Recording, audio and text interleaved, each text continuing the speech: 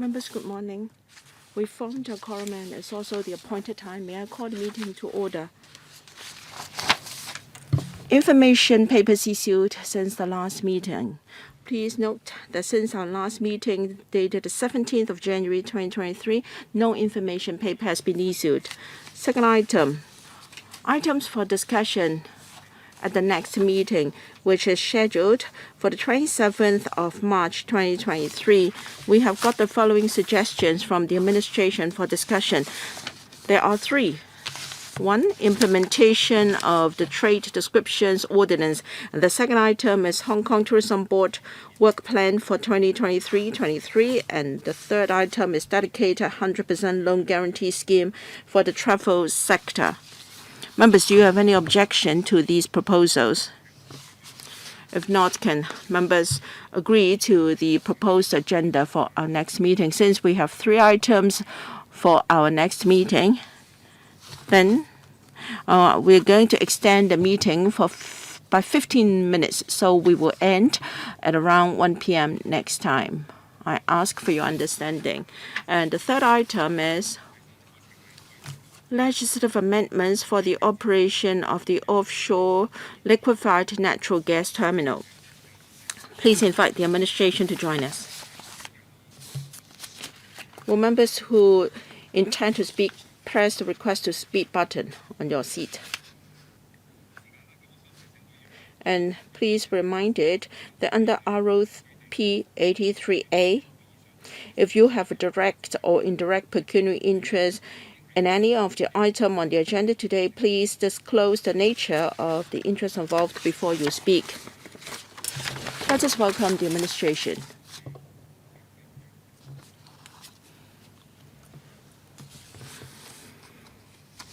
Right, we have Ms. Pamela Lam, Deputy Secretary for Transport and Logistics. Mr. Jose Yam, PAS for Environment and Ecology, Ms. Amy Chan, Deputy Director of Marine from Marine Department, and Mr. Lo Lap Keung, Assistant Director from the same department. Okay, 咁而家咧，我哋就請當。All right. Can someone from the administration walk us through the paper, please? They have prepared a PowerPoint presentation. Please keep your presentation to 10 minutes. Thank you. Chair, members of the panel, good morning. We'd like to brief members on the legislative amendments for the operation of the offshore liquefied natural gas terminal, LNG terminal. Now, we are gradually increasing the use of natural gas for power generation to promote low-carbon transformation of the power generation sector. We have to introduce LNG, offshore LNG terminal. And because of that, we have to ensure navigational safety, and therefore the Marine Department has to amend the relevant marine legislation. As regards the legislative timetable that hinges upon the progress of drafting, we plan to submit the legislative proposals for negative vetting to the Council in March this year. Now, may I give the floor to Mr. Lo Lap Keung from the Marine Department to explain to members the background and details of the proposals. We are happy to hear comments from members. Thank you. Chair, members, good morning. This is Lo Lap Keung from the Marine Department. We had to explain to members the legislative proposals to regulate the operation of the floating storage and regasification unit because of the offshore LNG terminal to be built.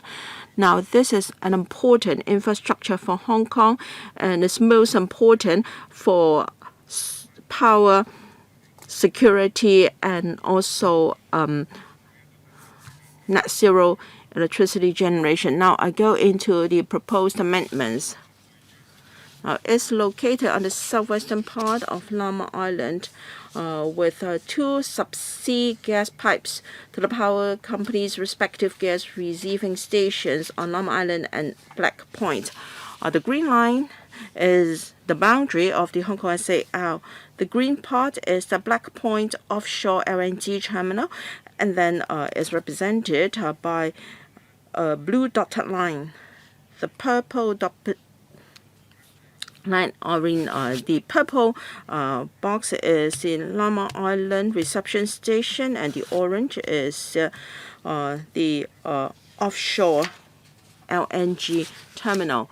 Now this is the simulator operation of the proposal. There will be a dual berth terminal there, and then there is an FSRU. It is on the eastern part of the berth to receive LNG, and then it will be regasified for transportation by subsea gas pipelines to the power company's receiving stations. And then depending on the demand, the carriers will come to Hong Kong 3 to 4 times per month and will be berthed at the eastern berth. This is the offshore LPG terminal being constructed. The photo was taken in last October. It's almost completed and is being tested. Now, there are 5 proposed amendments to the legislation. First, establish a pilot boarding station in the southwest of Lamma Island, provide a multi-purpose anchorage to set up an approved petroleum wharf, to set up a new principal fairways, and also licensing of the FSRU vessels. The first is to establish a pilot boarding station in the southwest of Lamma Island and to provide a multi-purpose anchorage. Now it is in the red circle shown here. The first proposal to establish a pilot boarding station in the southwest of Lamma Island because LNG carriers are ocean-going vessels carrying dangerous goods. So under Cap 84 pilotage ordinance, they have to be subject to the requirements of compulsory pilotage, and we must have a boarding station for pilots. Under the proposal, the carriers will enter Hong Kong waters from the southwest of the Lamma Island and navigate towards the LNG terminal. So we propose to amend Schedule 2 to the pilotage ordinance to establish a pilot boarding station in the southwest of Lamma Island near the southern boundary of Hong Kong waters for the boarding of pilots. The second proposal is to provide a multi-purpose anchorage. We have now 8 dangerous goods and 13 general purpose anchorages, providing temporary berthing spaces for vessels to conduct operations such as replenishment, cargo handling, and port formalities, etc. Taking into account the nature of LNG carriers and the proposed route, we propose to amend the schedules to provide a new multi-purpose anchorage in the southwest of Lamma Island for contingency berthing of LNG carriers. When the LNG carriers are not using the anchorage, it can be also used by other vessels for contingency berthing. In fact, for the current site is already being used for that purpose. The third proposal is to set up an approved petroleum wharf. Under Cap 295F Dangerous Goods Shipping Regulation 2012, LNG carriers are considered a Type 2 vessel carrying on board Class 2 dangerous goods. Now, to facilitate the operation of LNG carriers, we propose to amend Schedule 1 to Cap 295F to specify the LNG terminal as an approved petroleum wharf. The fourth proposal is to set up new principal fairways.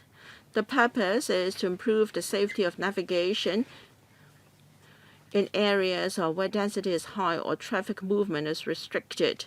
Vessels plying within the principal ferries in Hong Kong must follow specified rules and regulations, and they're not allowed to anchor within the fairway limits according to local legislation. To ensure the safe operation of the LNG terminal, the safety of vessels in the vicinity, we propose to amend the third schedule to Cap 3138 to set up new principal fairways.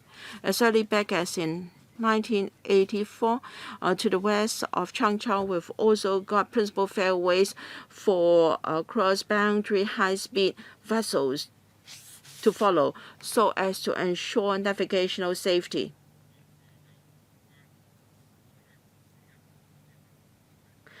Now we will replace the new system or the new fairways. Will replace the existing system with the new principal fairways. The fifth is licensing of FSRU vessels. Now, most of these vessels will stay in Hong Kong for operation, and they have to comply with the Merchant Shipping Local Vessels Certification and Licensing Regulation CAT 548D, and they must be certified and licensed. Now, for FSRU vessels, they cannot fall under any of the classes, including the class for special purpose vessel.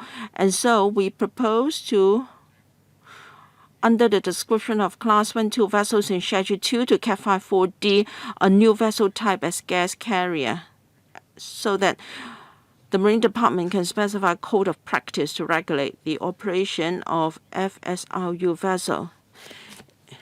On the 9th of December 2022, the Marine Department consulted the Local Vessels Advisory Committee, as well as the High-Speed Craft Consultation Committee and Port Operation Committee and the Pilotage Advisory Committee in December 2022, and all four committees endorsed the legislative proposals.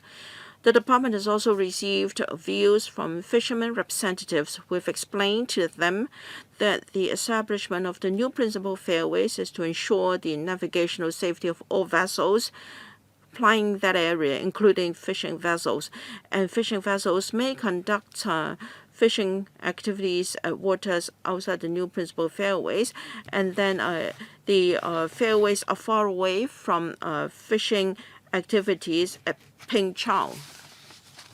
We aim to table the relevant regulations to the Council for Negative Vetting in March 2023 so that it can come into effect in early May 2023.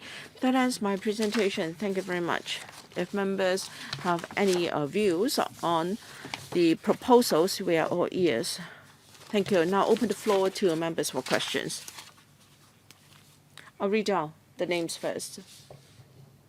Mr. Chao Man Kwong, Chen Xiu Hong, Mr. Andrew Lam, Mr. Yim Kong, Ms. Yung Hoi Yan, and Mr. Frankie Yik. Any others? All right, the seventh is Mr. Chen Yong. All right. Each member will have 5 minutes for both questions and answers. We'll start with Dr. Chao Man Kwong. Thank you, Chair. The government has already got the 2025 carbon neutrality target, and we are also promoting low carbon transformation of the power generation sector, and the two power companies are already preparing for that. So we support the proposals in the paper. Now, will the offshore LNG terminal enable the two power companies to have access to competitive priced LNG so as to lower the electricity tariffs? Now we are mainly buying LNG from the mainland. Now, if we are to procure natural gas from other sources, how will the prices be compared to that of the mainland? I would like to know the capital cost of the offshore LNG terminal. In the long run, we hope to achieve net zero electricity generation, and the two power companies will switch from natural gas to hydrogen for power generation. I'd like to know whether the terminal can serve other functions. Can it be used for accepting or receiving liquefied hydrogen so that we can have one terminal for multi-functions? Thank you.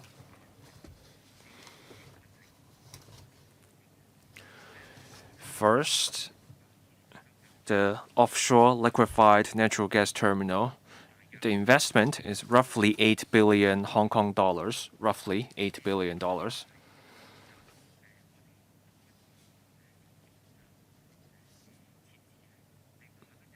With an additional, or rather, with this offshore LNG petroleum, the two power companies get an additional way of tapping into natural gas sources. This will go a long way towards enhancing our energy security. In the 20th Party Congress, our country said that our country will work towards peak carbon and carbon neutrality. That is, by 2030, the country will reach peak carbon, and by 2060, carbon neutrality. The Hong Kong Special Administrative Region will support this goal so that we can reach carbon neutrality by 2050. For power generation, we are working towards improving our fuel mix. This means making use of natural gas, which generates less carbon, instead of coal.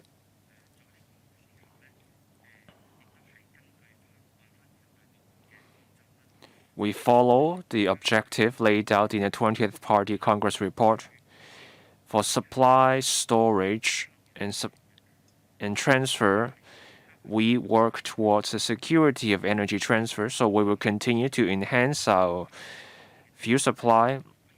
The shortage of natural gas will threaten power supply, bringing immense social risks.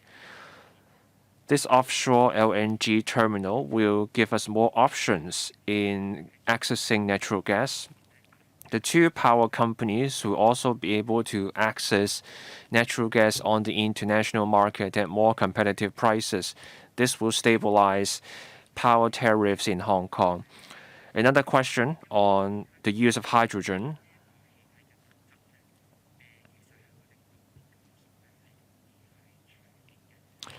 Hydrogen embrittlement. The idea is that it could lead to more brittle metal after the gas comes into contact with the materials.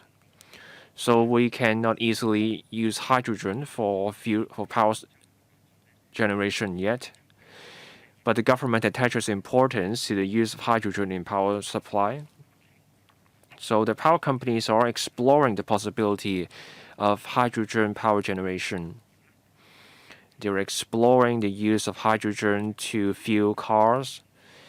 The relevant parties will work towards that goal. The goal is to support the use of new energy in the future. Thank you. Next, Mr. Chen Xiu-hong. Thank you. Chair, I need to declare that I'm a senior advisor to CLP Pyre. A huge part of our carbon emissions comes from power generation.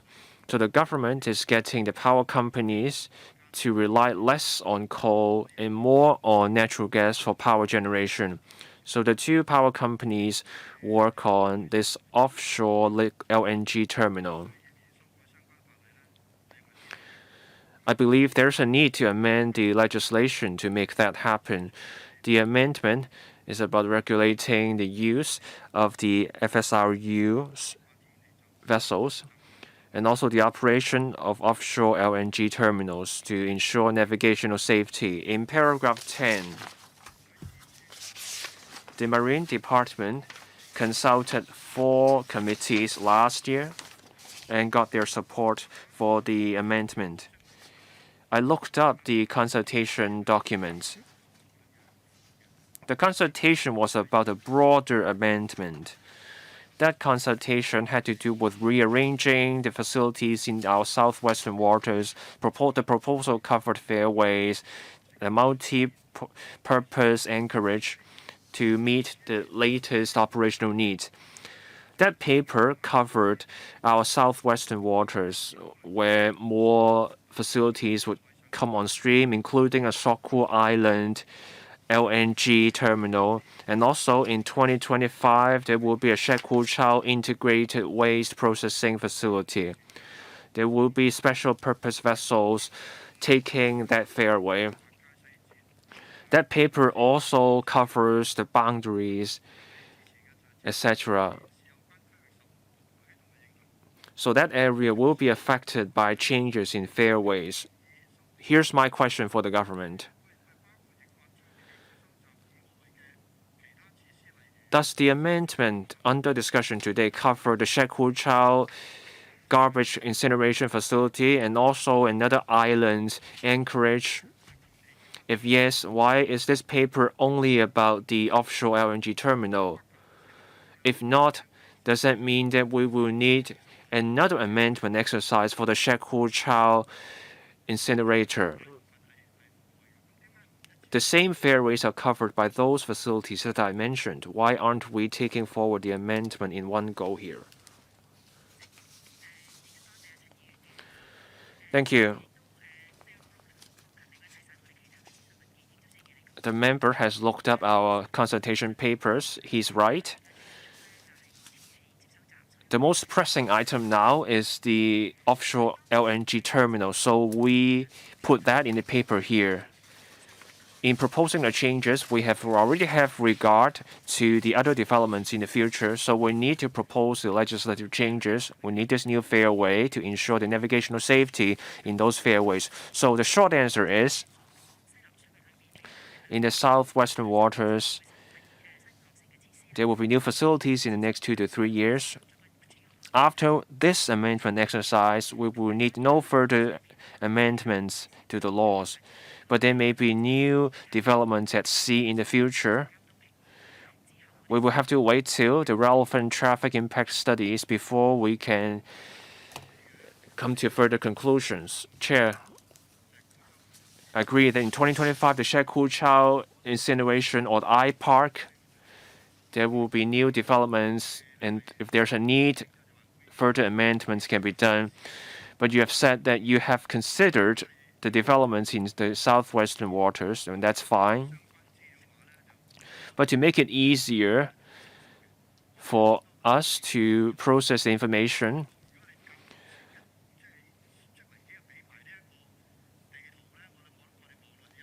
had the government provided this map, we would have had an easier time. And since the government is already taking forward some work, why isn't that included in the paper? Put everything in one place. That could save me the time of having to look up different sources. Chair, I agree that for natural gas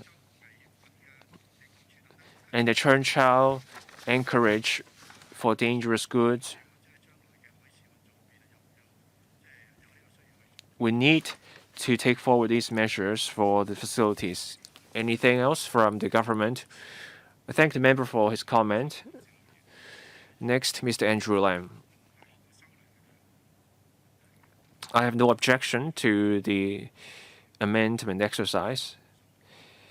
I wasn't part of any previous discussions on this item. I want to talk about safety for liquefied natural gas.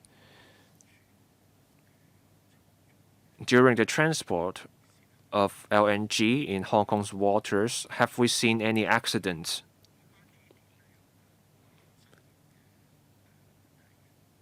There's a reason I'm raising this question.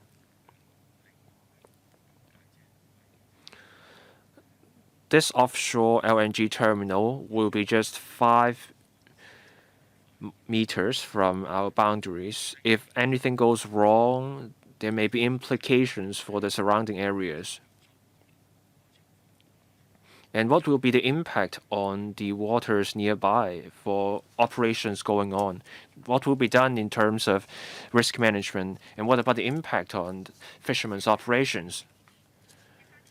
Thank you. The operator of the offshore LNG terminal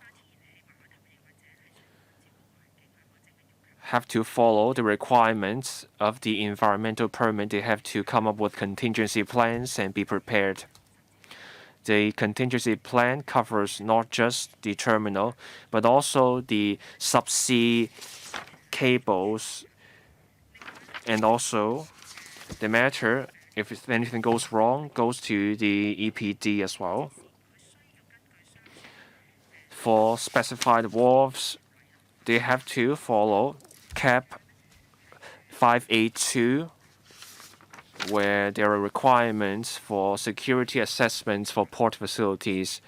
So security plans need to be drawn up and approval needs to be sought from the Marine Department. Once that's approved, the plans are gazetted and they are not subsidiary legislation. For gas vessels, they need a local license. These vessels also have to follow local legislation and international standards in drawing up contingency plans. The offshore LNG terminal will be close to the mainland waters, so we are closely in touch with the Guangdong marine authorities. Chair, a follow-up question. I can see a clear regulatory regime, but my question is,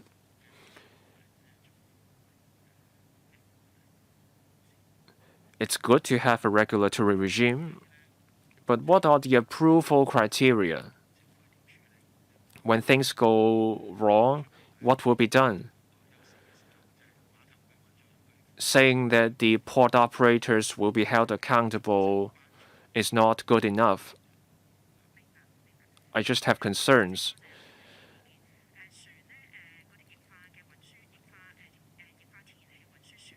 For LNG carriers, there is a vessel classification society that issues standards. So these LNG carriers meet those international standards. So the process involves not just local government regulation. The LNG carriers meet safety standards, and there are all kinds of safe operation manuals they have to follow. LNG carriers are nothing new. Different places, including the mainland, have relevant regulations in place.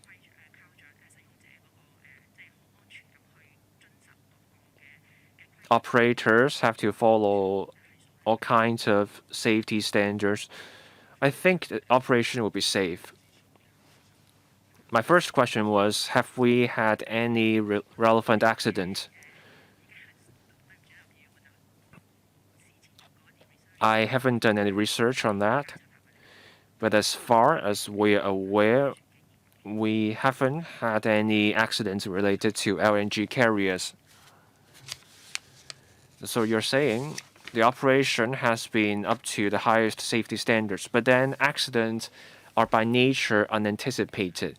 Do we have any integrated emergency response mechanisms?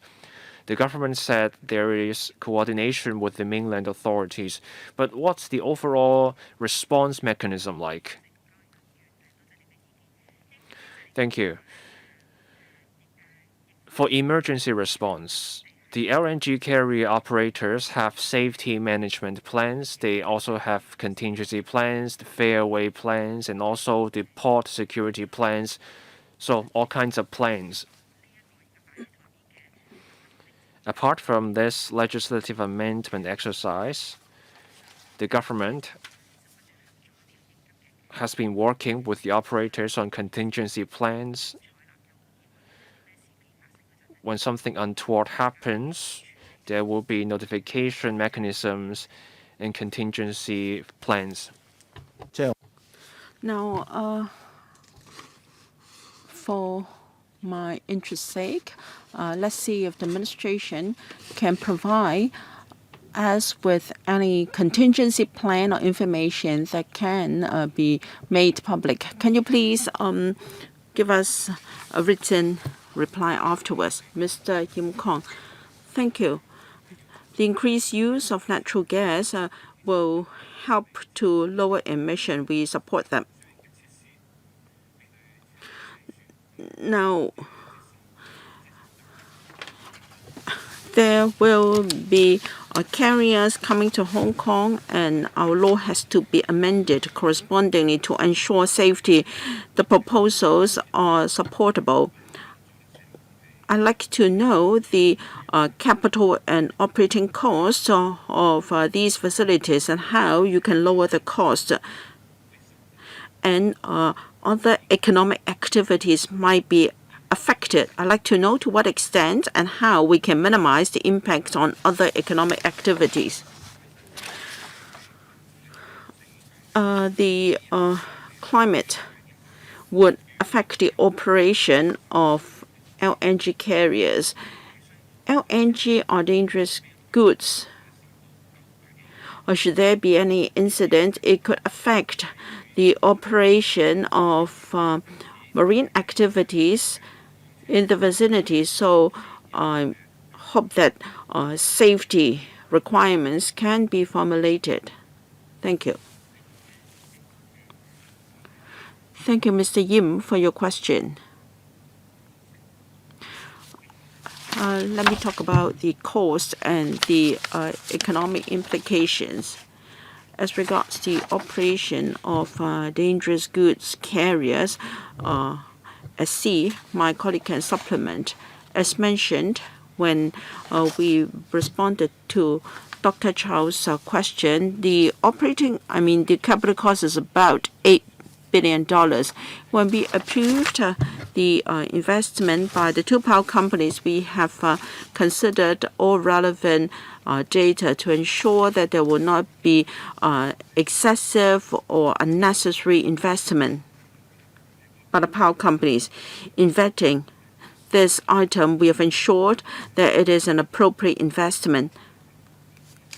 Now, after the setting up of the offshore LNG terminal, the two power companies can then access more the competitively priced gas from the global market, and so there can be more supply of natural gas to ensure stability of our electricity tariff. That's all for the time being. Yeah, any follow-up? All right. Ms. Eunice Yong.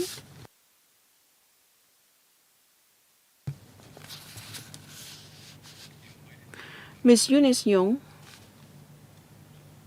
My turn.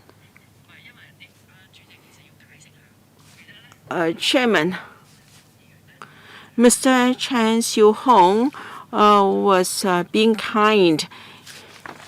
In fact, I'm most dissatisfied that we do not have a plan. I checked where could I find the consultation document, and I couldn't find the comments from fishermen representatives, so I have to ask the fishermen one by one. I think the whole arrangement is entirely unfair to us and to the fishermen. And then I asked how come Mr. Chen could have planned. And for me, I've got only 5 pages, and we're told in the paper that the principal fairways will be newly set up, and there will be pilot boarding station, etc. And the coordinates will also be changed. No wonder the fishermen are so happy. And then I found out that Mr. Stephen Ho had got a plan, and now I understand that the fairways for fishermen will be changed. All right, there will be new principal fairways, but you have yet to tell us the impact on the fishing community when it comes to the new fairways. Why are fishermen so against new fairways? Have they accepted your proposal now?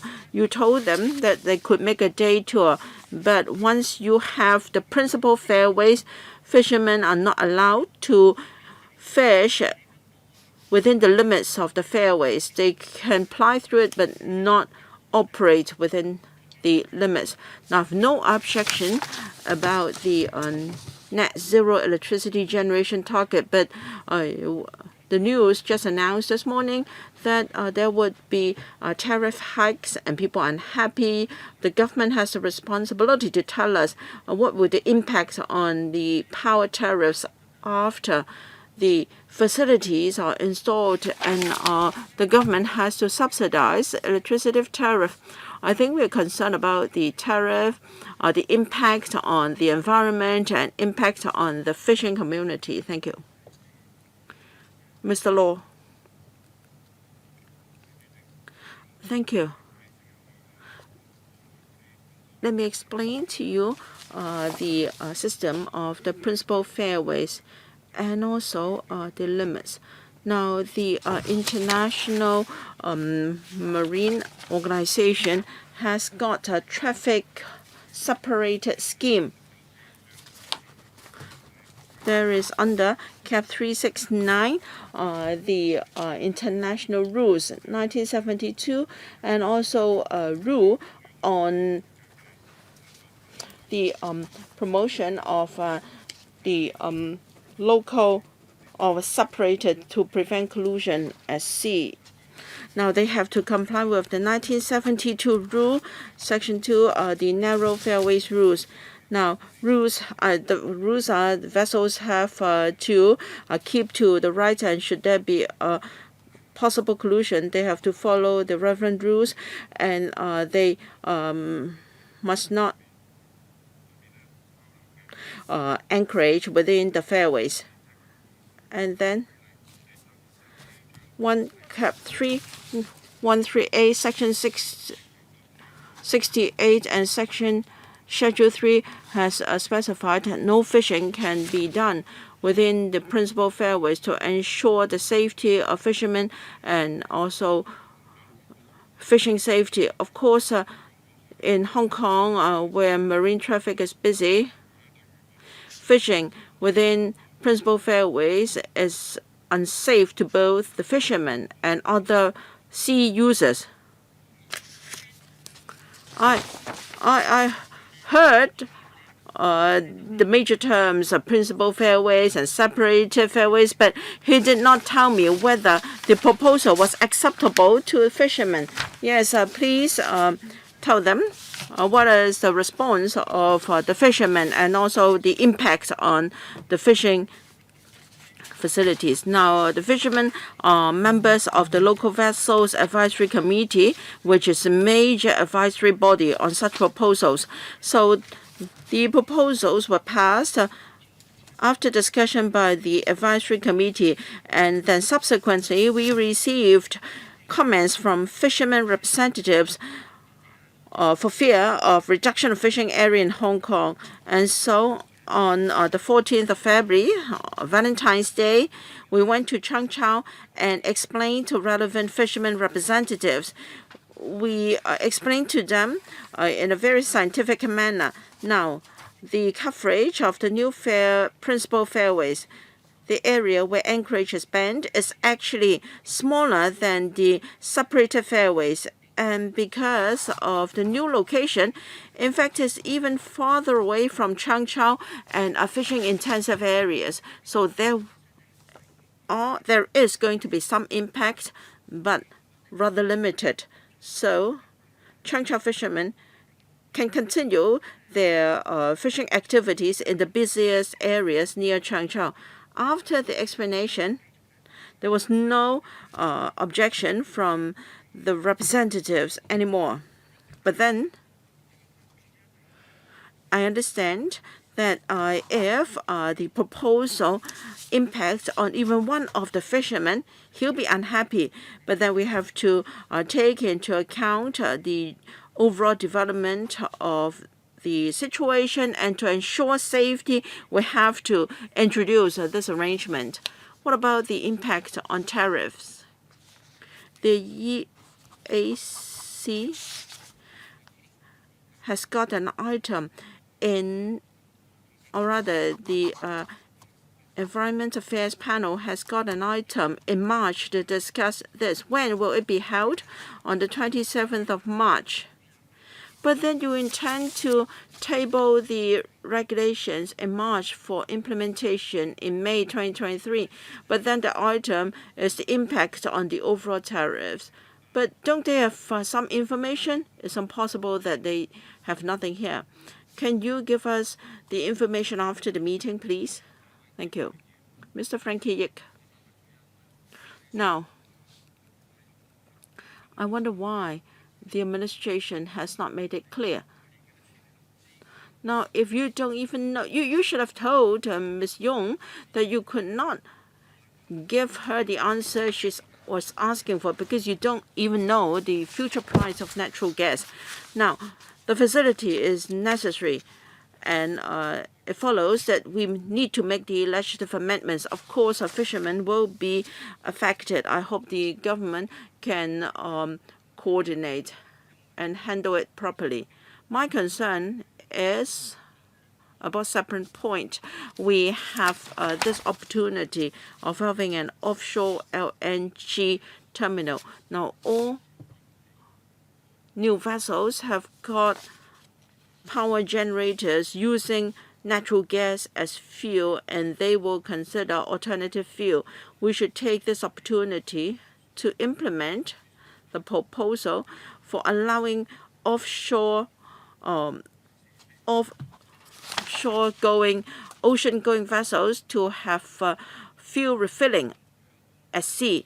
Actually, most ocean-going vessels have switched to natural gas as fuel, and if we cannot allow fuel refilling at sea, that will affect Hong Kong's position as a major port. So I'd like to ask the administration whether it has got this plan. When will it complete the legislative amendments governing refilling of ocean-going vessels at sea?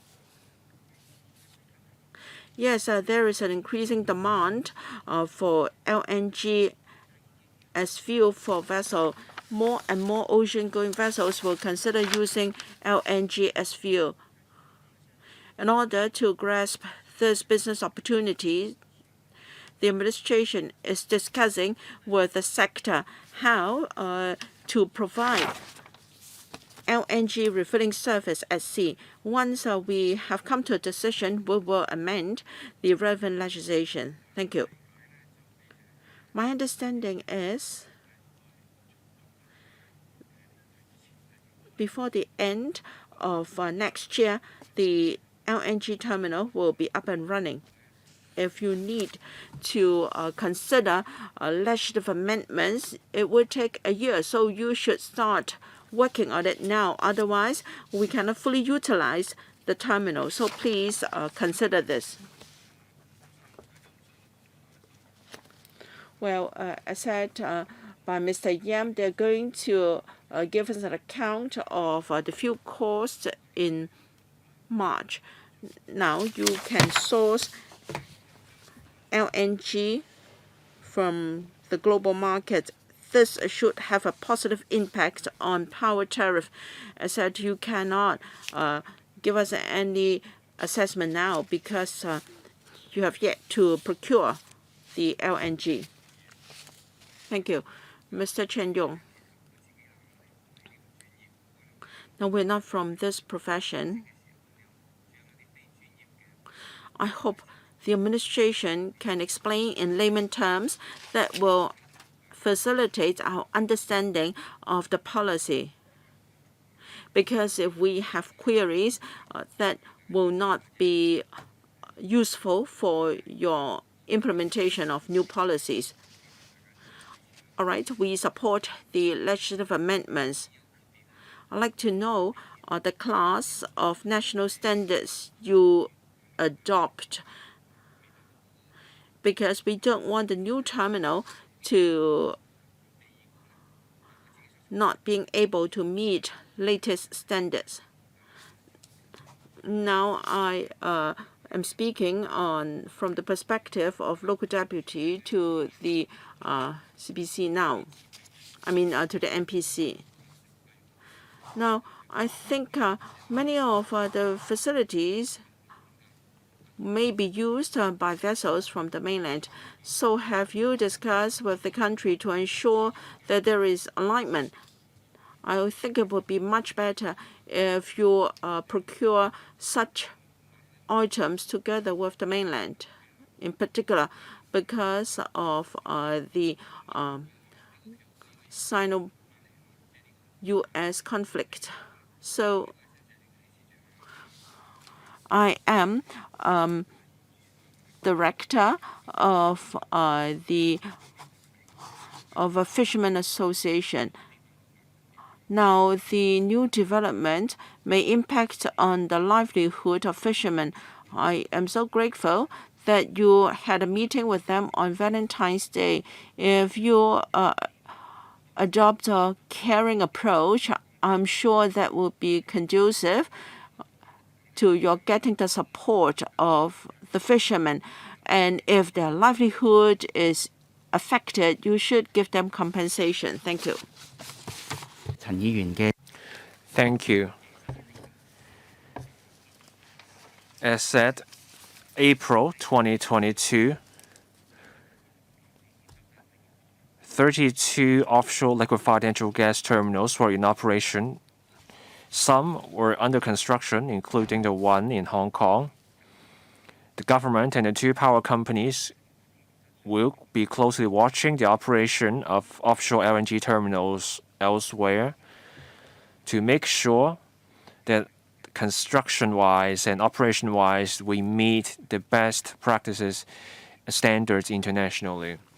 Our construction operator is CNOOC, so we work closely with our country's enterprises so that we meet our national standards. CLP uses natural gas. It has pipelines. The natural gas goes to the Black Point power plant. Hong Kong Electric uses the Tai Tam Bay pipelines. So the natural gas goes to Lamma Island.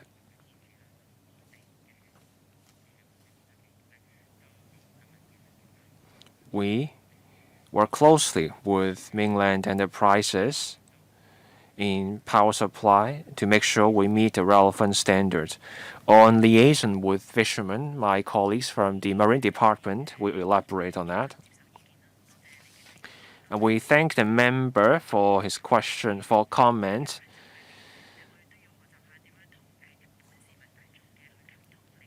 We need to learn how to talk to the public so as to better inform them of what we do.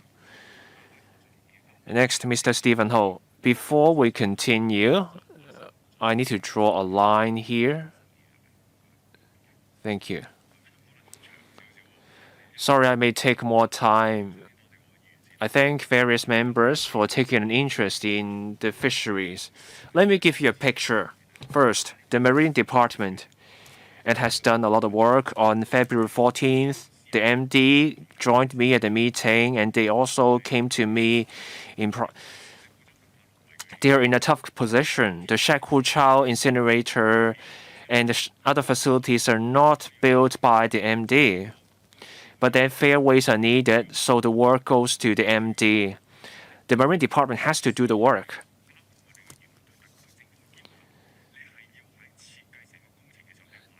The government needs to let everyone the implications of all these works and the design.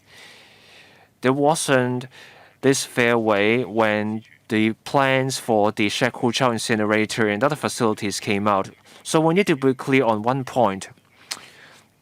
Members pressed the government for a map in the paper. I got this map from the government when I met with the government for the first time. The vertical line there close to Cheung Chao. And then after some discussion, I got a revised plan. The line was further away from Cheung Chao.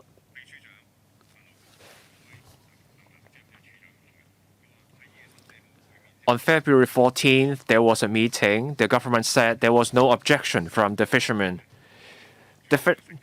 The fishermen were being nice because they had to bite the bullet.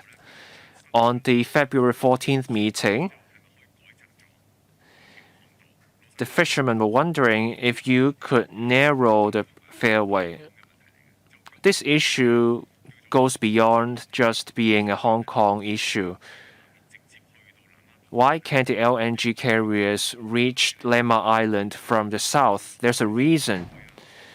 The waters to the south belongs to Zhuhai and falls under our country's jurisdiction.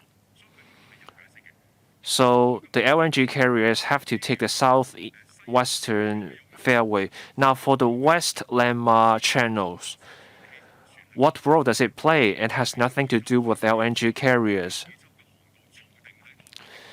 That space is set aside for Kao Yi Chao once the reclamation is ready. The Transport and Logistics Bureau has to tell us everything. Why do you need this fairway? Give us all the reasons. Am I going to be that set against the artificial islands? Not necessarily. We need to get a sense of what to expect when it comes to development for the future. The government is only telling us one thing at a time. Had the government told us about its whole plan back then, I could have helped explaining the things to the fishermen. The government has tried to minimize the impact of fairways, but there's still a problem. 22 square kilometers of fairways and fishing areas gone. The government needs to be clear about one thing. The government is trying to get fishermen to do their fishing elsewhere, but what's the size of the area where fishermen can do fishing elsewhere? Nothing on that in the paper. The government quoted the 20th Party Congress about low carbon transition and carbon emission, etc. Hong Kong also represents high-quality marine economic development. But what kind of study has the government done? The government is focusing on what it wants to only. That fails to show the government has a comprehensive plan about this. There's a sustainable fisheries plan or blueprint, but that won't come out until the end of the year. The government is trying to rush things along by citing the 20th Party Congress report. The 20th Party Congress report isn't a weapon. It's supposed to be a roadmap serving people's well-being. The 20th Congress report is not supposed to be something for the government to stifle opposition. There is deep-seated tension. So for the fishermen affected, what will the government done? A response from the government. Thank you. I thank Mr. Ho for helping us liaise with fishermen. As I said, I received no further objections from the fishermen, but I understand that some fishermen are upset. Mr. Law Lapko from the Marine Department can tell us about the fairway of the West Lemma Channel.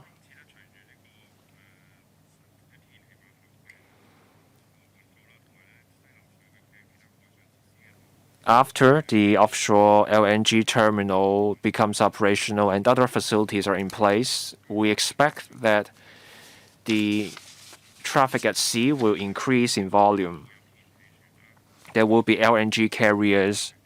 There will also be vessels carrying municipal solid waste.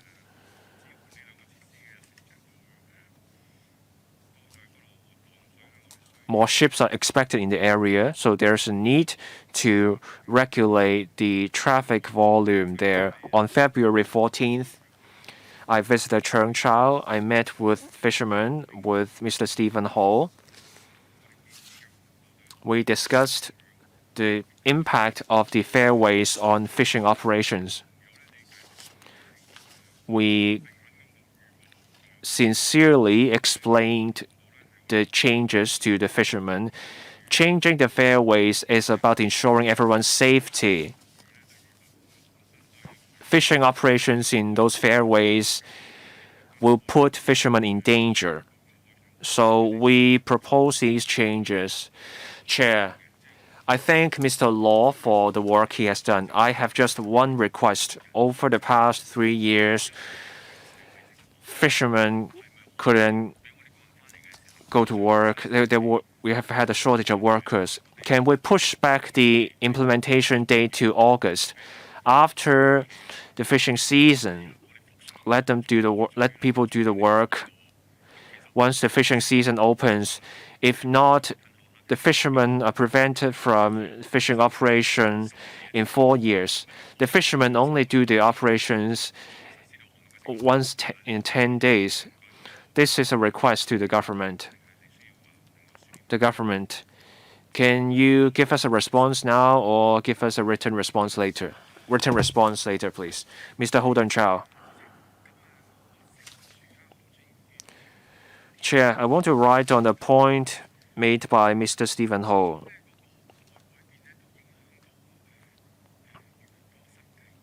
Changing the fairways will affect the livelihood of fishermen. This amendment or amendments are about energy, reducing carbon emissions, etc. Mr. Stephen Ho made a point that should be considered by the government, and here this is. A change to fairways affects fishermen's livelihood, that affects fishermen's income. Can we have alternative industries for fishermen?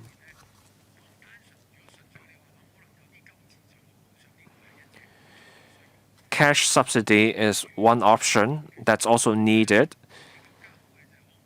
But then for the fishermen affected, can we have new alternative industries or operations for fishermen? There will be a smaller fishing area. That means an impact on fishermen's livelihood. But can you give fishermen something else? Give them a new alternative so that they can make a living. This is something the government should consider. That's my first comment. Another question, turning to the LNG terminal. The ferry trade has told us this. I'm sure Mr. Frankie Yek from the transport sector is well aware of this. Commercial vessels use natural gas too. After the offshore LNG terminal becomes operational, can we have these small boats take the natural gas? I don't know if the boats can berth at the offshore LNG terminal directly, but then does the government have a timetable? When can vessels use those special boats to tap into the natural gas? I'm sure this is something of interest to the ferry industry. A response from the government, please. For other vessels using or running on natural gas, the government is in talks with the industries on introducing the technology. The sooner the better.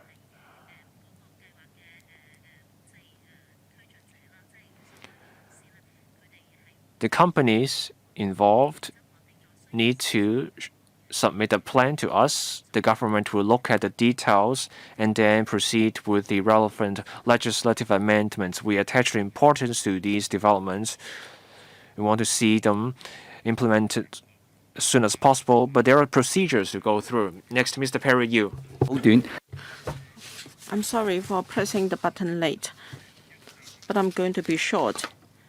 Of course, I support low carbon transformation of the power sector so as to lower carbon emission, and the legislative amendments to achieve that is, of course, supportable.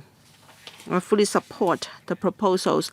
But having heard members' remarks, I'd like to say a few words.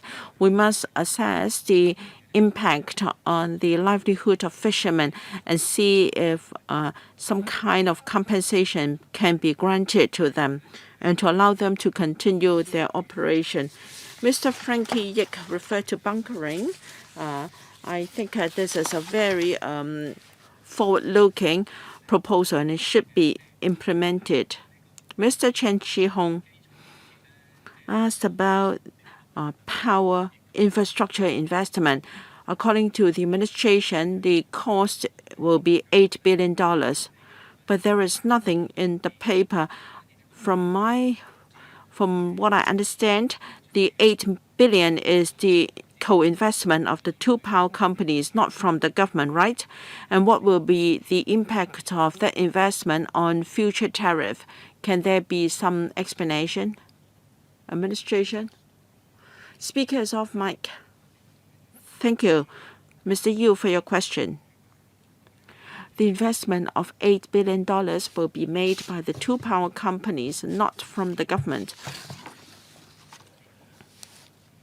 And when the project was announced in 2018, approval was granted by the government. So it was announced in 2018 that the offshore LNG terminal will be built. Because the investment is related to power generation, so it's counted towards the asset of the two companies, and that will be reflected in the power tariffs. But as I said, it was approved in 2018. It was already constructed, and so the impact on tariff has already been realized. Now I'd like to supplement. I think there is room for improvement when it comes to communication with stakeholders.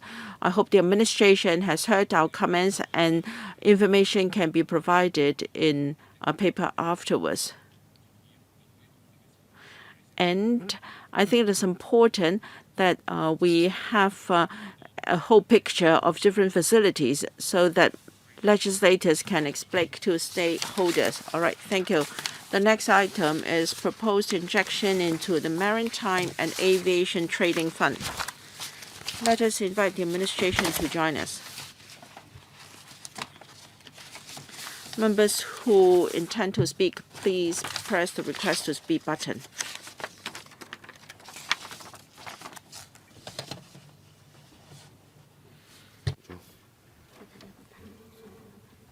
係。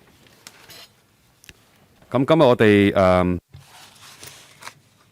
We have with us Ms. Pamela Lam, Deputy Secretary for Transport and Logistics, Ms. Joanne Chu, PAS for Transport and Logistics, and their team.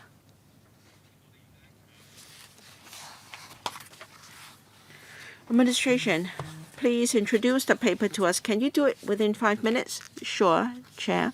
Thank you, Chair, and thank you, members of the panel. We're here to brief members on the usage of the Maritime and Aviation Training Fund, MATF, and also a proposal to inject $200 million into the fund.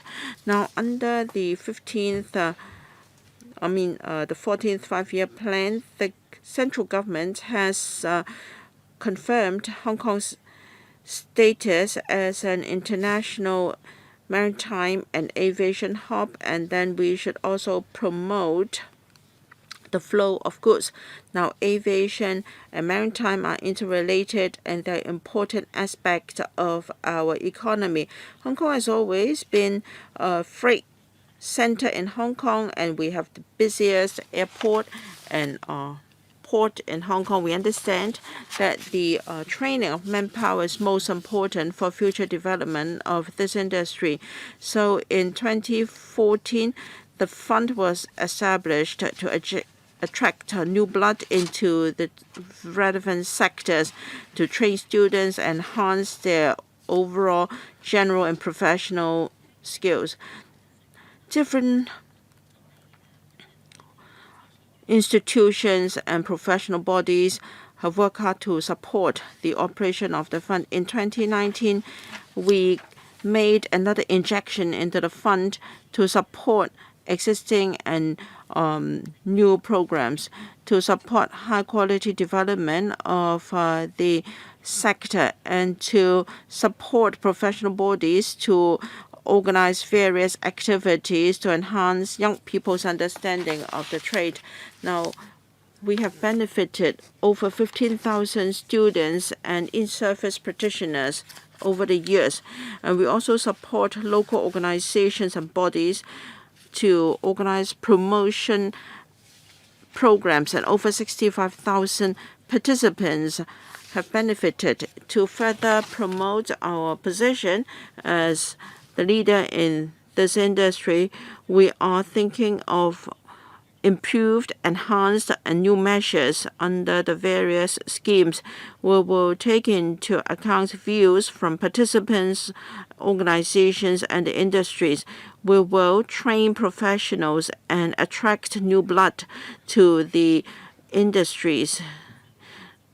And subject to further deliberation by the Manpower Development Committee of the Hong Kong Maritime and Port Board and the Tripartite Task Force on Manpower Training, Aviation, we hope to introduce these measures in mid-2023, and to promote the development of the logistics industry. We will also work with the Hong Kong Logistics Development Council and the trade to organize various initiatives to nurture logistics talents at both pre-employment and post-employment stages to enhance the competitiveness of the sector. You might have heard that in the budget announced last week, the FS announced the proposed injection of $200 million into the fund, and to encourage further collaboration between the industry and tertiary institutions and professional organizations to attract more young people by letting them know the opportunities ahead. Now, the total commitment of the fund is now $300 million. Looking at the cash flow, we believe that by the end of this fiscal year in 2023, the total commitment or expenditure of the fund is about $174 million. And the balance may be depleted by the end of 2024. In order to support the new and enhancement measures and to promote the training and long-term development of manpower for the various industries, we propose to inject $200 million into the fund. We are most happy to receive views from members so that we can even do a better job. Thank you. I read out the speaking orders. Mr. Chen Xiuhong, Mr. Frankie Yek, Mr. Liu Petler, Mr. Robert Lee, Mr. Yim Kong, and Mr. Lam San Kang. 4 minutes each, please. Thank you. The policy address said that we are going to draw for talents, and we need to nurture talents in the aviation and maritime sectors. In particular, because of COVID-19, many practitioners have left the trades, and so we should inject $200 million into the MATF in order to continue to train manpower to support the industries. Now, for students or practitioners that have received funding support from the fund, I'd like to know whether they were willing to stay in the industries. And for students that have taken part in training, after they have completed the training they are required to serve in the sector for at least 1 year. Have they been willing to stay after that 1 year? What is the retention rate after that first year? If the fund is not too effective, then you have to adjust your schemes so as to retain talent for the sectors. Now, we don't have enough pilots in the maritime trade, and the practitioners are getting old. We must train more new blood to join the sector. Among the various training schemes, I don't see anyone, particularly for maritime pilots. So can you please give me information on that? Thank you. First, the scholarships arrangement. We have done follow-up survey. There are 4 scholarship schemes involving the maritime trade. Those who joined the maritime trade after completing the scholarship schemes are 65 to 75%. Most of them could fulfill the requirement to serve the maritime trade for 1 year after completion. But of course, some of them have other career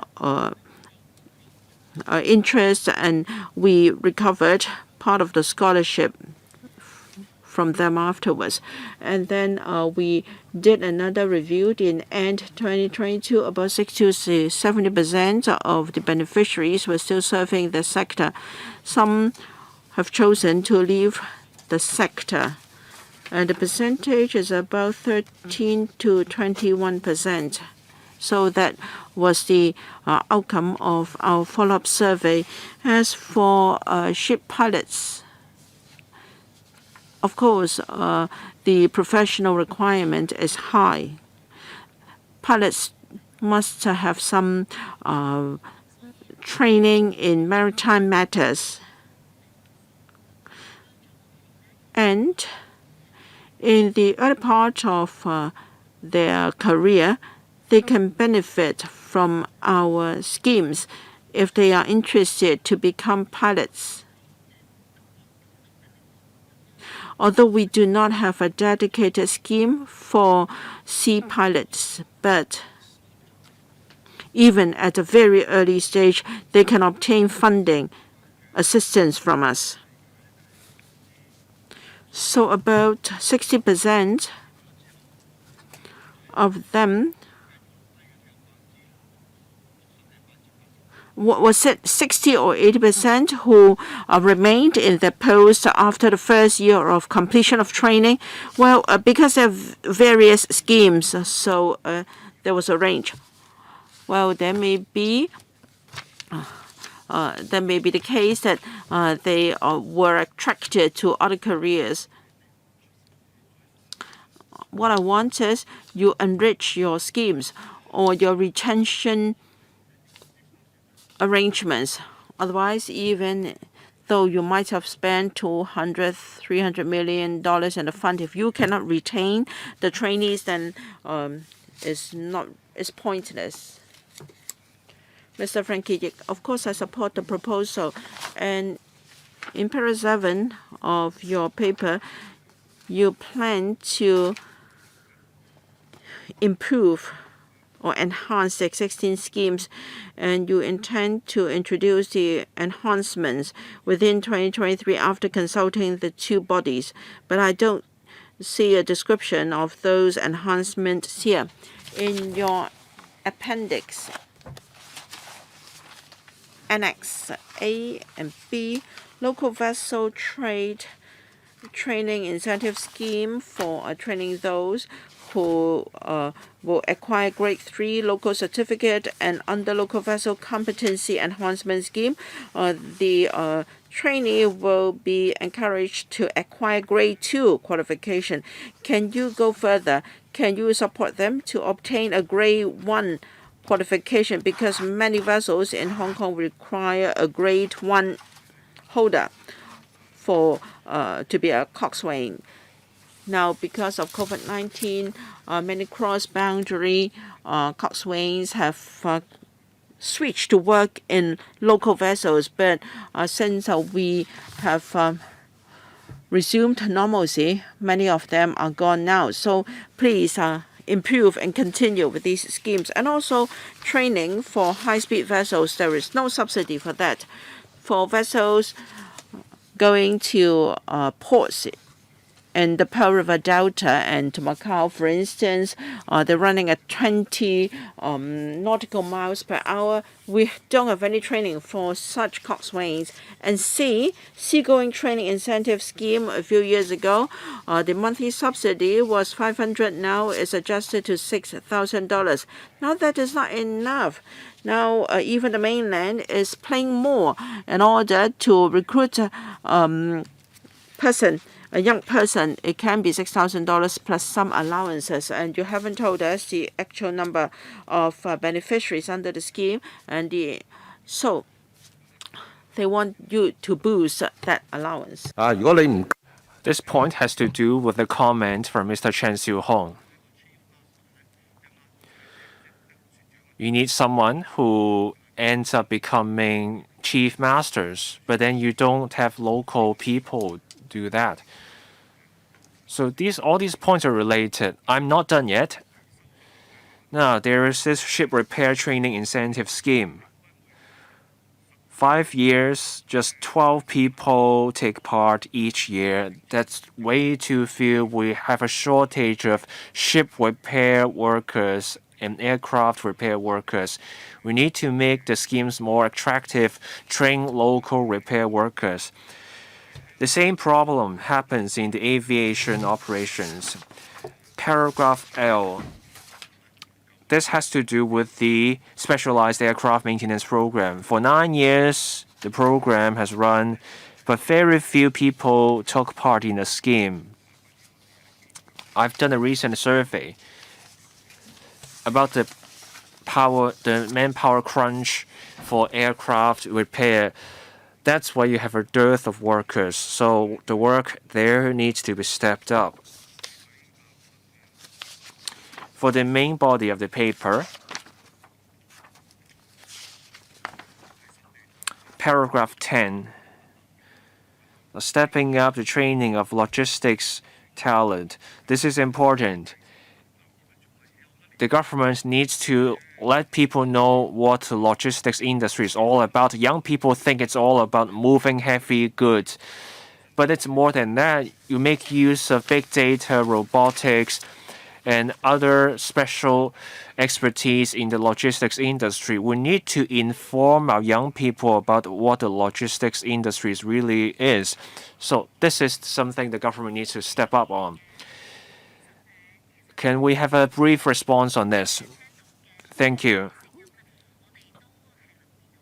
We are aware of all those comments. In fact, we are considering our plans in those areas. Some schemes may need to be stepped up. For others, we need to expand the coverage.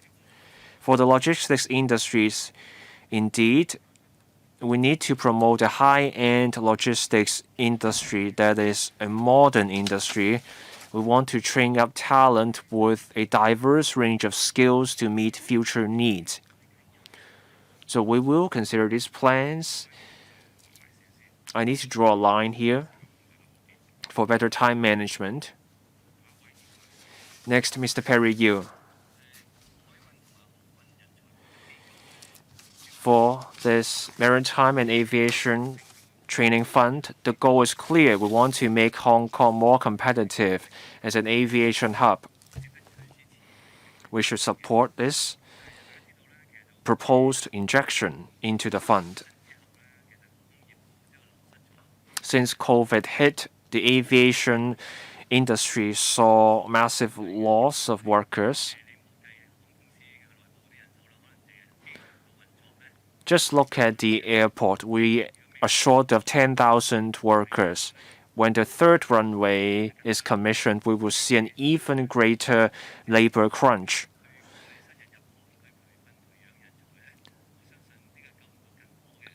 This fund will fall short of meeting the pressing need for workers. But of course, in the medium to long term, we should support the training of talent in the industry.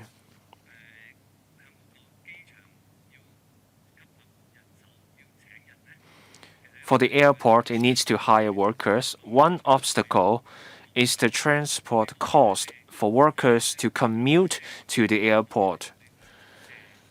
Can the government do something? Say, can we have a transport concession specifically for airport workers? Item E in the paper, this is the Aviation Operations Training Incentive Scheme. It's a great scheme. The scheme was launched in 2019, then COVID struck, so we don't see results from the scheme.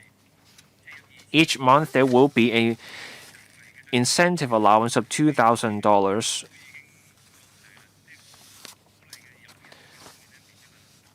That's just for the transport costs, so that's not attractive enough. Can the government review the schemes?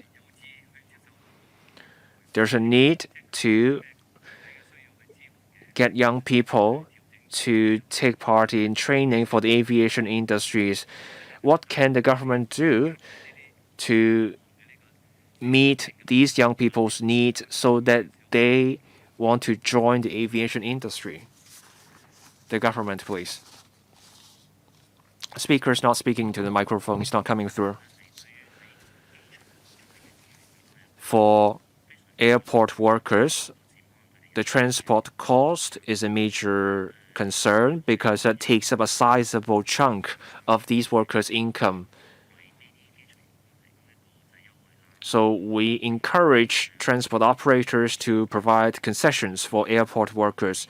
In the policy address last year, there was a temporary measure for transport fare. The scheme runs up to April this year. Of course, this is not a long-term scheme. In the long run, we need targeted measures. We will explore with the airport authorities possible options for airport workers. How many places are offered under the Maritime and Aviation Training Fund each year? There are 40 places. That is, for this particular scheme, the Aviation Operations Training Incentive Scheme. There are just 40 places under the scheme. That's hardly enough. Can we have more places under this particular incentive scheme? Next, Mr. Robert Lee. Thank you. Under the 14th Five-Year Plan, Hong Kong is supposed to develop into 8 centers. One of them is an international aviation hub. The budget also has coverage on this area. For the Maritime and Aviation Training Fund, the budget proposes injection. The fund was set up in 2014. There are 15 schemes under the fund. My question is, now that we have normal travel with the mainland, after 3 years of COVID, education takes long-term planning. Many members have talked about manpower shortage.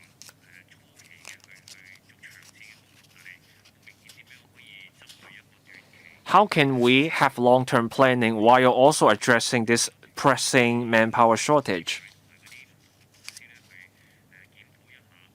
Does the government work with relevant companies in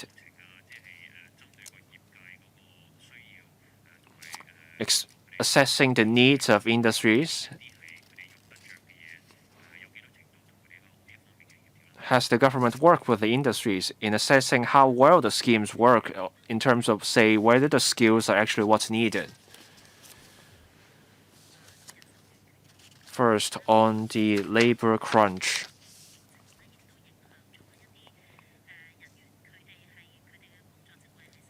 COVID affected some workers.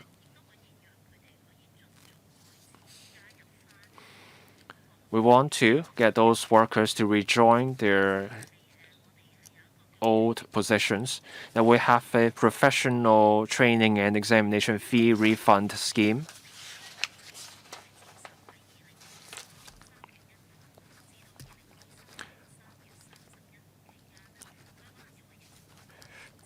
For those who left their old position between the 1st of March 2020 to the 31st of March 2023, due to COVID, people can take part in relevant courses or sit professional examinations. We provide the refund of such exam fees. Previously, the scheme was purely for in-service practitioners. But now the scheme will cover people who left their industry due to COVID. This is a way to encourage them to return to their old post. This is also one way for the government to attract those people to return to their old industry. The member raised a question about our liaison with the trade. Indeed, we do that. There are internship programs. We talk to the employers in the trade to see how things are going in terms of hiring the interns.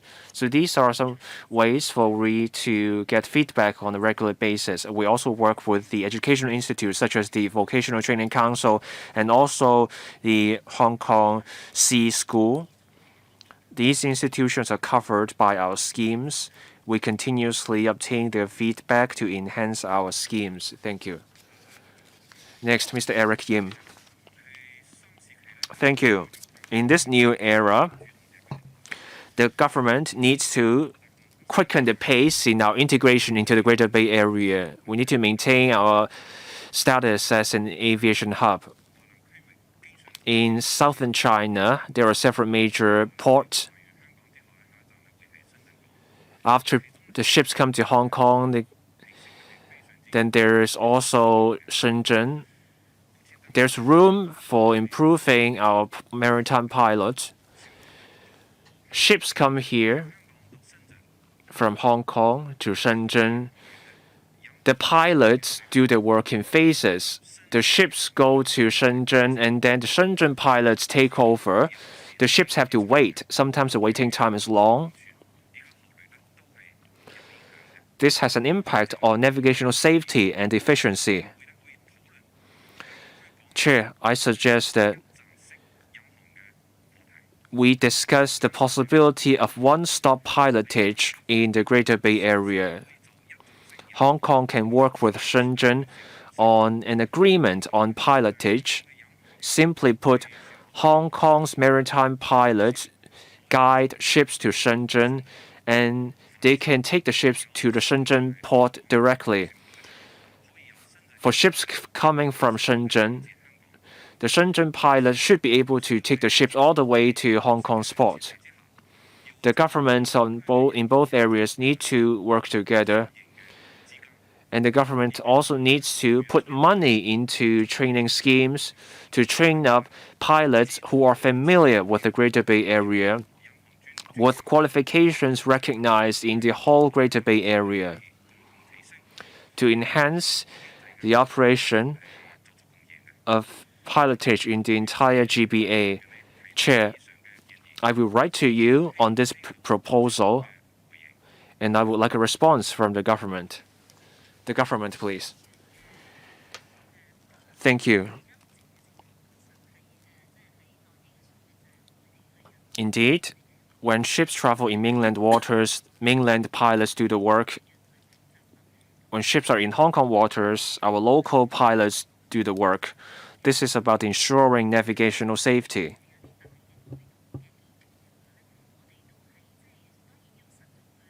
We have to carefully consider any major changes to the current arrangement. We also need to respect and consider the comments of our local pilots. Thank you, Chair. Right, two members have pressed request to speak, but after I've drawn the line, I will give each member 1 minute. And members, please be as concise as possible. Mr. Lam Sang Keung. Chair, I support the further injection into the fund. Now, in terms of maritime and aviation services practitioner, we don't have too many in Hong Kong. However, because of the 14th five-year plan, Hong Kong should be an aviation, maritime, and logistics hub. So we must boost training in this regard, so more young people can join the trade. In the annex, para 11, we understand that we have got training program for students to be trained in Dalian. There were 390 students who took part. I'd like to know whether they have joined the maritime or aviation sectors afterwards.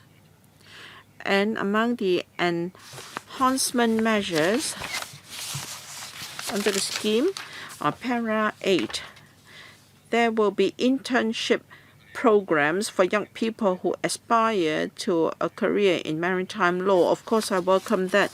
But then what is the year threshold? Now, for the legal sector, now you can continue to work as a lawyer after you're 80 years old. I've got friends like that. Now, if we can live, if our life expectancy is extended 120 years and I'm still a young person, I welcome lawyers to take part in such traineeship and for my practicing lawyers as well. Thank you. The cooperation between Dalian and Hong Kong U as maritime in-service training.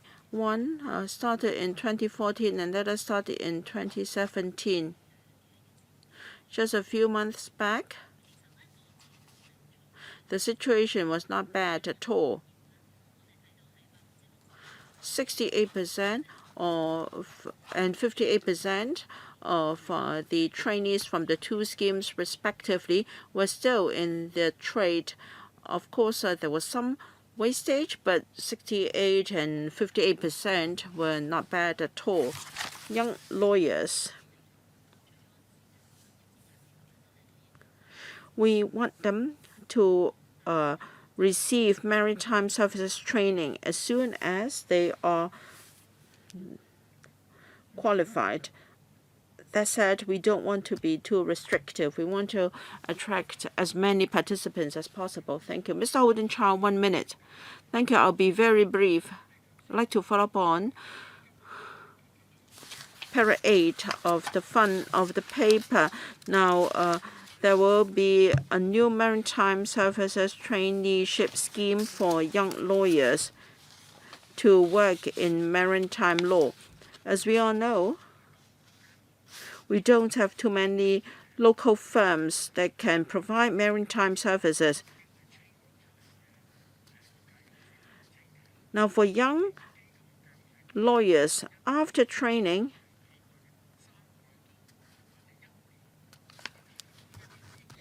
will you give support for a law firm to second their young lawyers to attend training for about 3 months or 1 year? Because as soon as a lawyer joined a certain firm, they will have to take into account this arrangement.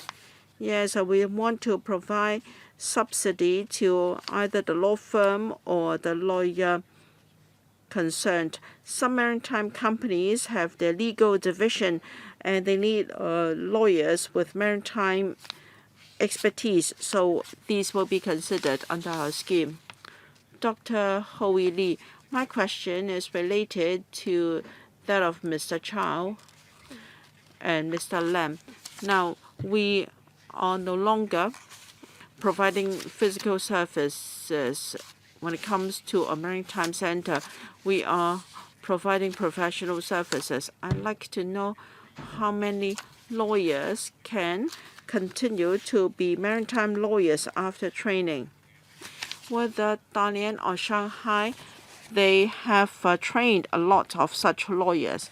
And for maritime finance and insurance, do we have similar incentive schemes? Thank you. Now for Dalian and Shanghai schemes, they don't really have dozens of graduates per year. We have to accumulate expertise gradually. There are 30 still in maritime services according to our data as at end 2022. Regarding other maritime professional services, the practitioners need maritime and seafaring experience. We offer training for seafarers, and then after they retire from seafaring, they may engage in professional services. And it's hard for me to give you all the details now. Thank you. That ends this item. Thank you. Next, proposed legislative amendments relating to the carriage of dangerous goods by air. Please invite the administration to join us. Members, if you intend to speak, please press the request to speak button.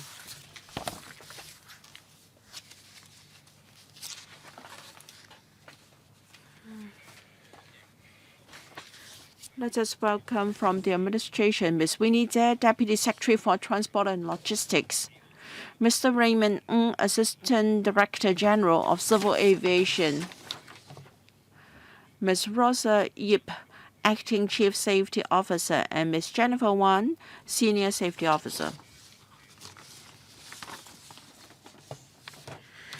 The administration will give us a PowerPoint presentation. Can you keep it to 5 minutes? Yes, time is tight. We're going to spend only a few minutes in terms of introduction and the presentation. Now, the International Civil Aviation Organization, or ICAO, has promulgated the latest standards for safe transport of dangerous goods by air. To implement the latest standards to ensure aviation safety, the administration proposes to amend 2 sets of legislation.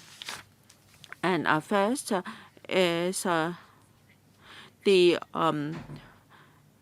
Code of Practice, or technical instructions for safe transport of dangerous goods by air, or TIs, covering the packaging, classification, marking, labeling, and loading of dangerous goods on board aircraft, and also the training requirements. The latest version of TI mainly amended some technical requirements of dangerous goods carriage by air. Now, they have been incorporated into the Dangerous Goods International Regulations, and the IACO has already been using that. And locally, the Civil Aviation Department has already announced those requirements on its website, and stakeholders have received a letter on the details of the amendments, and there have been briefings to the sector. Now, we propose to introduce the TI into our local legislation formally, so that our regulatory system can fully tally with that of IACO.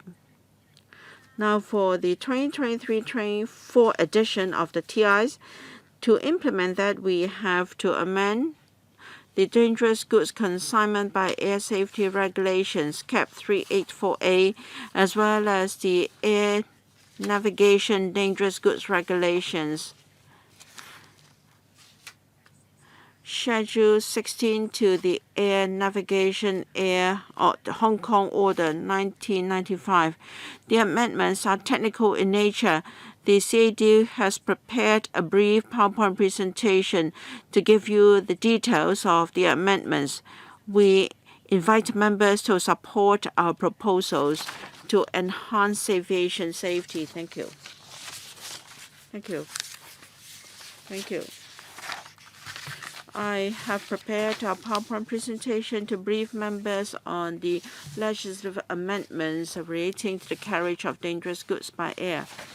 Now I will cover the ICAO's regulations and also the background to our local legislation, the purpose and details of our legislative amendments, and also promulgation before the new legislation comes into effect, and consultation with the trade, and also our legislative timetable.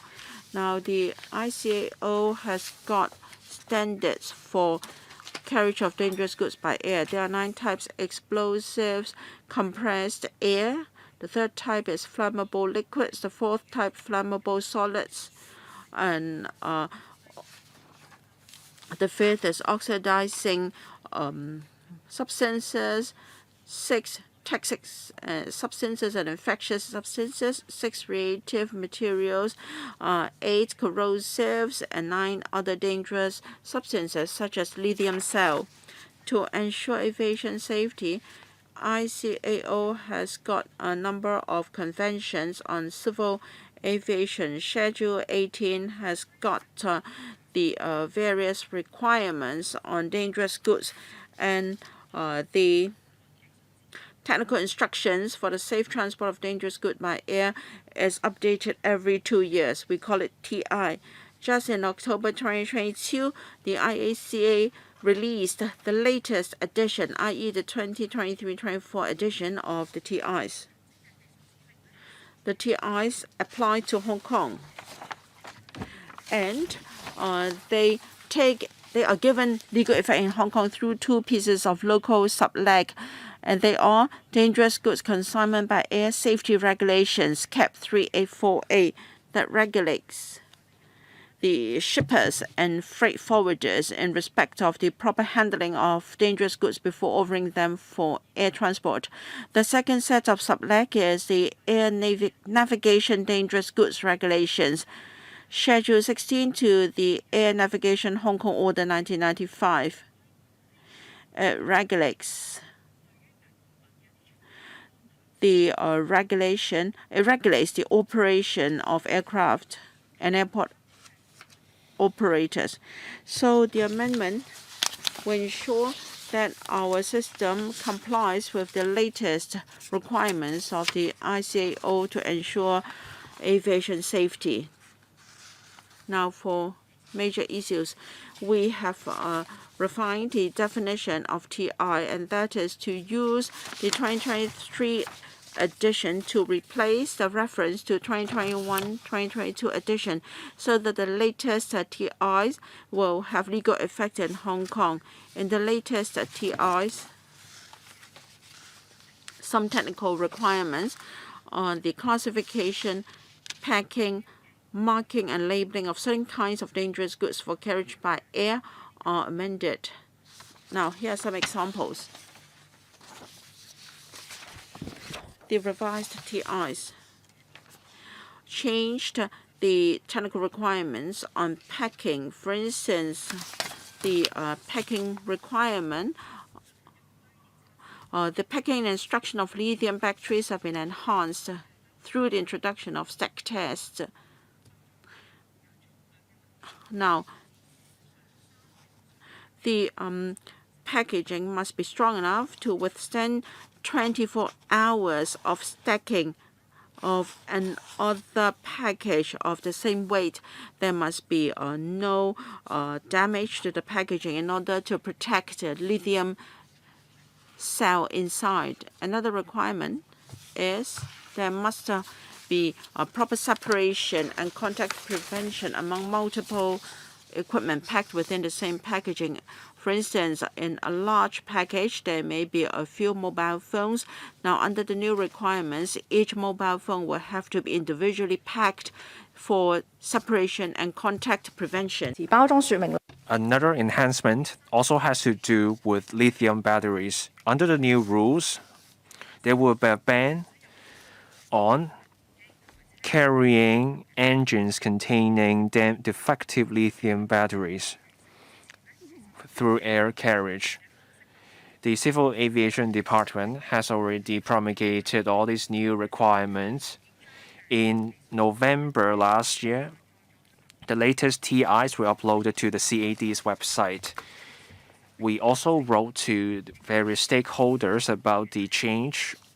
Last November, we also held talks for the air transport trade. There was a hotline for people to call us with questions. The latest TIs have also been reflected in the updated dangerous goods regulations by the International Air Transport Association, or IATA. This is a source of reference for the air transport trade. The CAD has also consulted the trade, including groups representing shippers, airliners, airport carriers. These groups were consulted on the changes to the dangerous goods consignment by air safety regulations and also the air navigation dangerous goods regulations. They have no objection. Our goal is to have the amendments tabled in the second quarter of 2023 and to complete the process in mid-2023. Does any member wish to speak? Mr. Andrew Lam. 4 minutes. Questions and answers.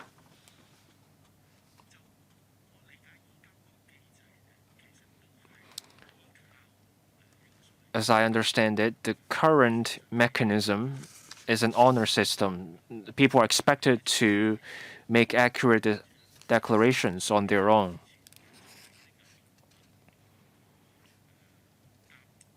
Before this amendment, how is the checking of dangerous goods done?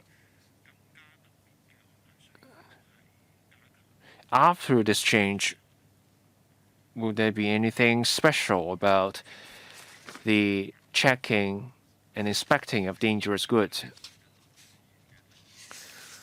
Thank you.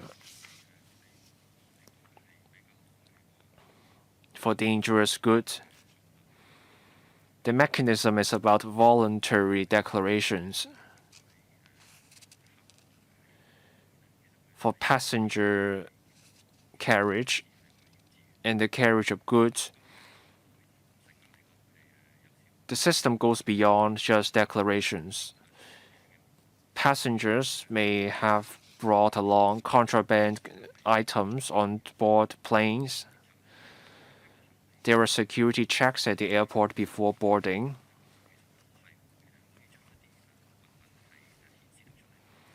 There's a system showing what the passenger has, say, backup lithium batteries. The security checks will review these items, and the passengers will be asked to put those items away. Since July 2021, all goods for export need to be examined by X-ray machines. For the security personnel, they have to check for explosives. These workers also undergo training in checking or looking out for contraband items, so they can tell if lithium batteries are found, and they can tell whether declarations are made properly. Mr. Andrew Lam, I want to dig deeper. Apart from declarations, for freight and passengers, there is a mechanism in place to check for dangerous goods. Is that the case? Yes. Does any other member wish to speak? I'll draw the line now. Mr. Chen Xiu-hong. Thank you. My question has to do with packing requirements.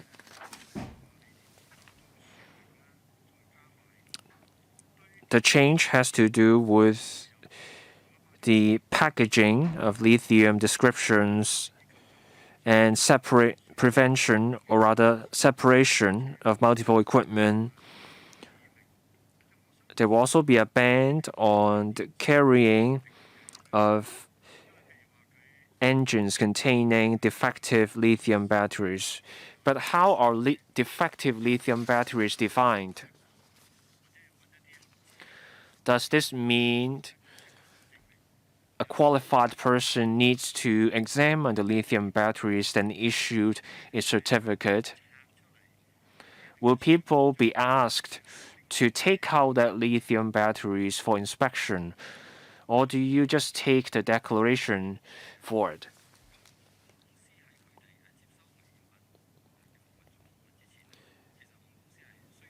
For airliners, they have to do a test, or rather an inspection, upon receiving goods.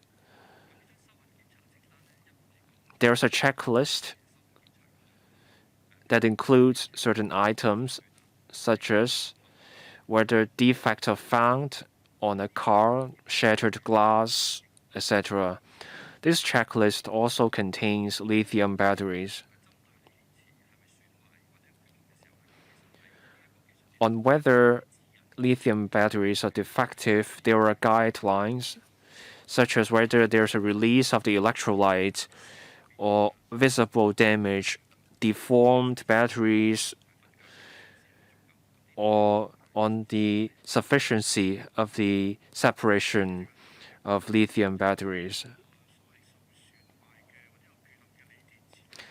Chair, on damaged and defective lithium batteries, I haven't had a chance to check out the technical instructions, but here's the problem. There are many lithium batteries in a car's engine.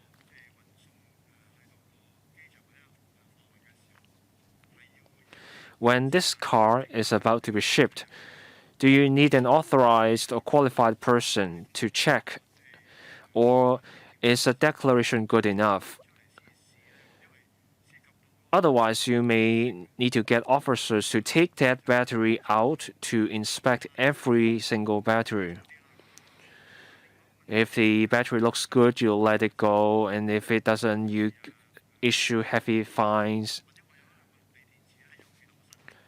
Say I have a couple of defective lithium batteries and then I declare it. That battery cannot be shipped.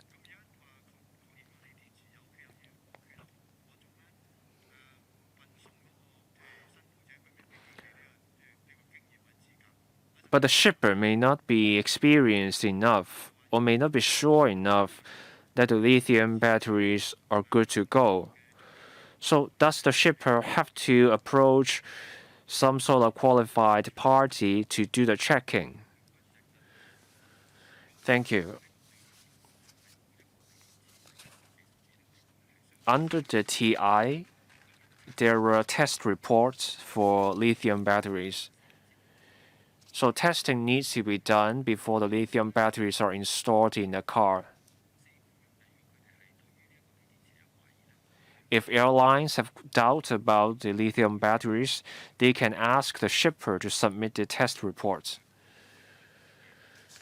Finally, a comment from me. This is a technical amendment. I support it.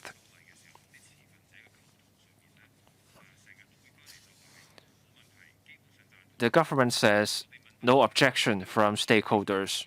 But when we ask stakeholders, they give us a different response. They have issues. So can I ask the government to listen closely to stakeholders? Be more mindful of stakeholders. We are also wrapping up this item now. We thank the government officials for attending the meeting today. Finally, the sixth item, any other business. Since there is no other business, I'm adjourning the meeting today. Thank you.